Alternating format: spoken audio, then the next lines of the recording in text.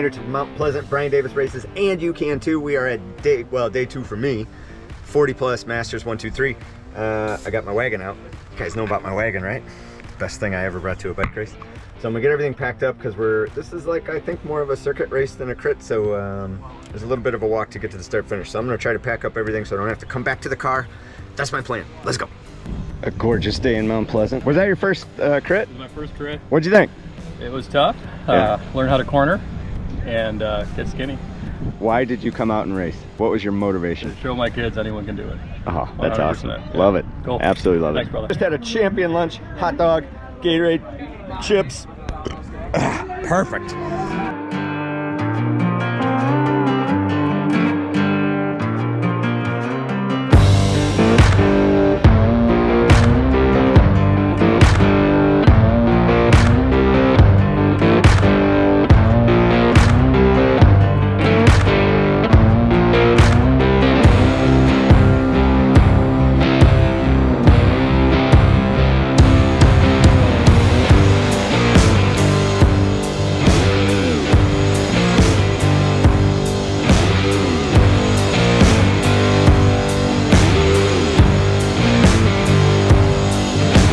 YMCA camp's going to check out the races.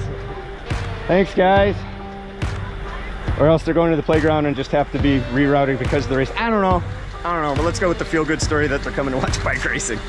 You're watching Brian Davis's training stand. 100% sure he's racing right now because Brian Davis races. Is it recording the right way or should it be this way? No, it should.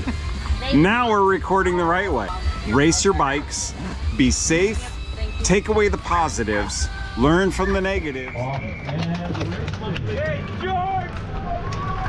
All right, race fam, let's get into Mount Pleasant. Thank you, Jason, for that sentiment, because that is actually 100% my focus this week, is no matter how my race results lay out, I'm still focused on positive things, because there's no sense in wallowing in what could have been or should have been or whatever happened, but I did everything I can control, right? So I got my training in, for sure.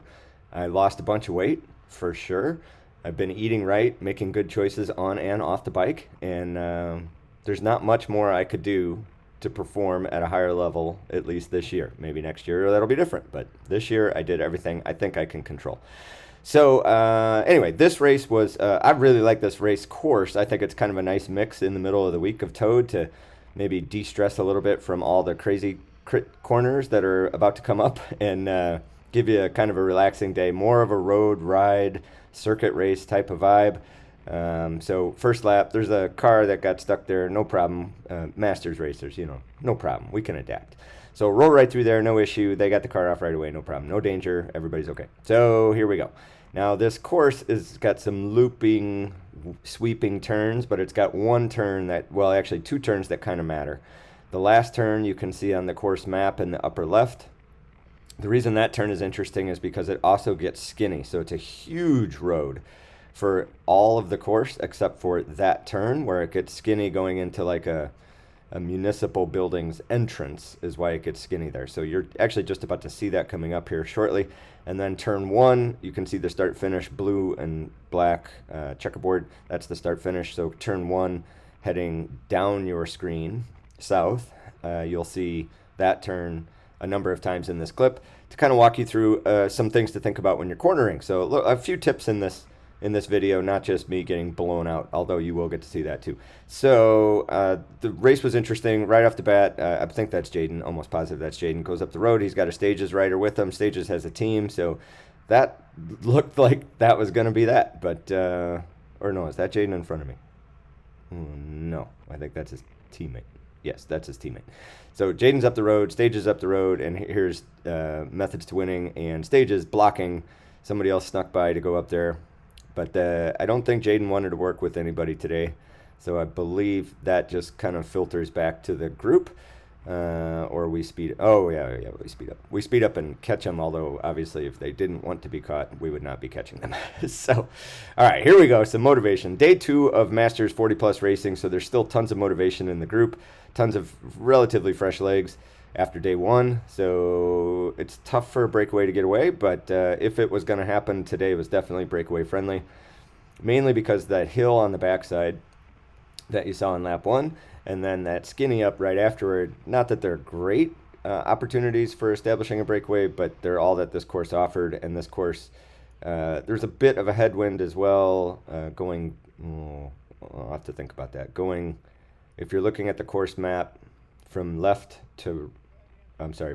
to left was the headwind. Right to left was the headwind.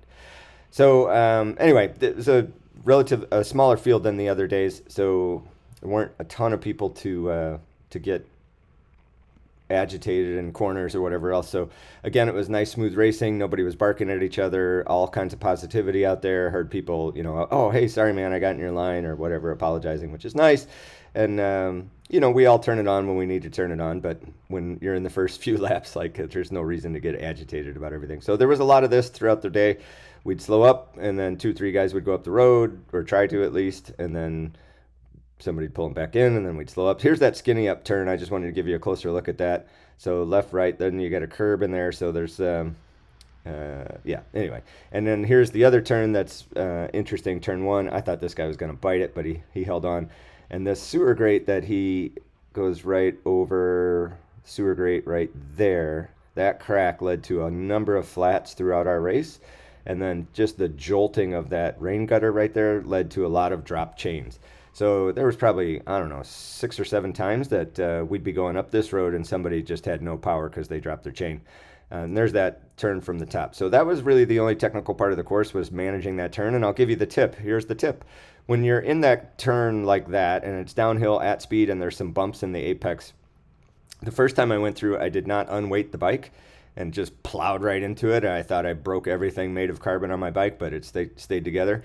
And then I watched somebody go through the next lap, and he unweighted and went over those bumps much smoother. I was like, oh yeah, that's how you do it. So I finally started unweighting. All right, now we got a little 3-man move up the road here, and my teammate comes along and pulls.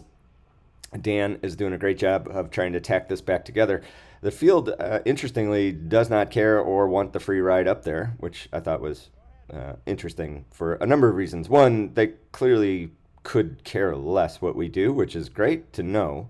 So maybe Dan and I can use that to our advantage later in the race if I can start to feel better. So in the end here, I cramp up really bad with 3 to go.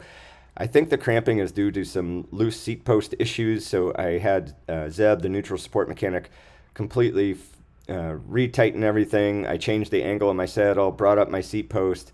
I'm trying to get this cramping is super weird, and it's in a weird place that never happens. So I think it's fit related, and I'm going to do something about it, and we'll see how today goes. So I'm excited to make those changes to see if I can avoid those cramps. Fitness-wise, I feel great. It's just these cramps are just completely locking up my legs in the last few laps. So, oh well. That's the end of today's race. Please smash that like button, subscribe to the channel. I would really appreciate it. These are a bit of a pain, and your enthusiasm helps. Bye.